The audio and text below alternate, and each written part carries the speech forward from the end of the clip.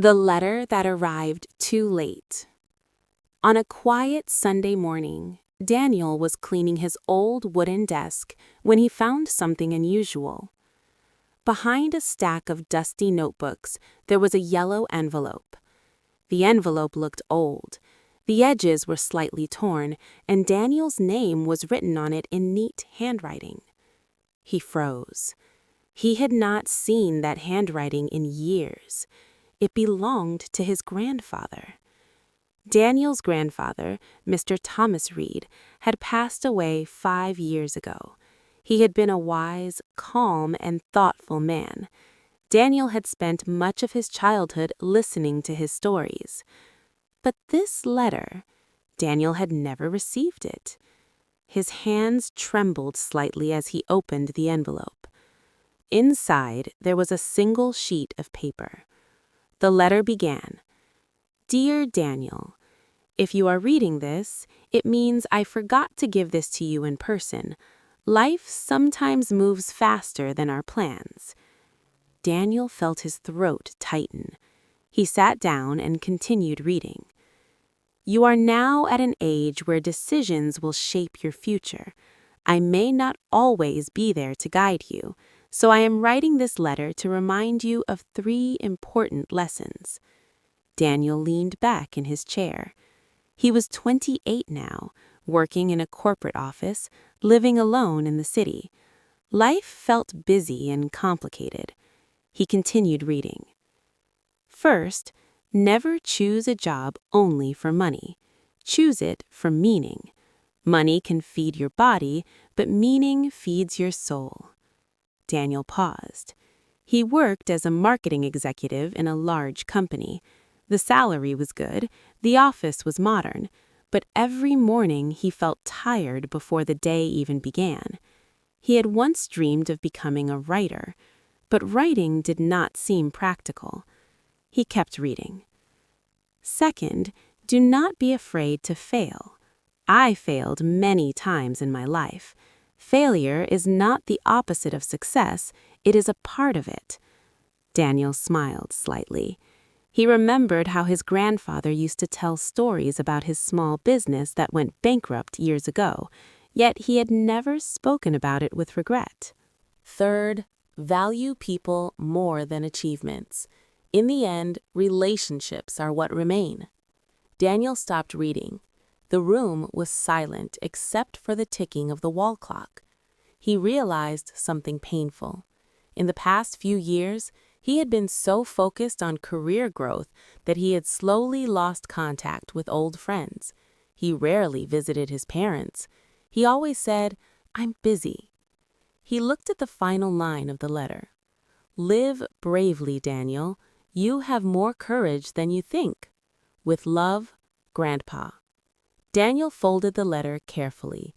It felt like his grandfather was speaking directly to him. But why had the letter arrived too late? If he had read this 5 years ago, would his life be different? That night, Daniel could not sleep. The words repeated in his mind. Choose meaning. Do not fear failure. Value people. The next morning at the office, everything felt different. The bright lights seemed too harsh. The noise of keyboards felt louder than usual. His manager called him into the meeting room. "Daniel, we are considering you for a promotion," the manager said. "It means more responsibility and higher salary." 5 years ago, Daniel would have felt excited, but now he felt confused. He thought about the letter. Choose meaning. "Thank you, sir," he said slowly. "May I have some time to think?" The manager looked surprised, but nodded. During lunch break, Daniel walked outside. He sat on a bench in a small park nearby. For the first time in years, he asked himself an honest question. What do I really want? The answer came quietly. He wanted to write. He wanted to tell stories, stories like his grandfather's. But fear stood in his way. What if he failed? What if people laughed at him? What if he lost financial stability? That evening, he called his mother. "Mom, Do you think Grandpa believed in me? He asked suddenly. His mother laughed softly. He believed in you more than anyone. Daniel closed his eyes. That night, he made a decision. He did not quit his job immediately. Instead, he started small. Every evening after work, he wrote for 1 hour. At first, the words came slowly. He doubted himself, but he remembered the second lesson. Failure is part of success.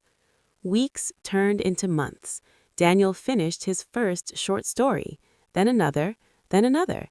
He sent one to an online magazine. It was rejected. He felt disappointed, but this time he did not stop. He improved his writing and sent it to another platform. One evening, while checking his email, he saw a message with the subject line, "Congratulations!" His story had been accepted for publication. It was not a big magazine. The payment was small, but Daniel felt happier than he had felt in years. He printed the email and placed it next to his grandfather's letter. Over time, Daniel built a small audience online. People left comments on his stories. "Your writing inspires me. I feel connected to your characters." These simple messages meant more to him than any corporate bonus. 1 year later, Daniel faced another decision. The company offered him a permanent senior position, higher salary, better benefits. At the same time, his writing career was growing slowly, not enough to guarantee security, but enough to show potential. He visited his grandfather's grave that weekend. "I wish you were here," Daniel whispered. The wind moved gently through the trees. He remembered the first lesson again. Choose meaning. On Monday morning, Daniel walked into his manager's office. "Thank you for the opportunity," he said respectfully, "but I've decided to follow a different path." His manager looked shocked.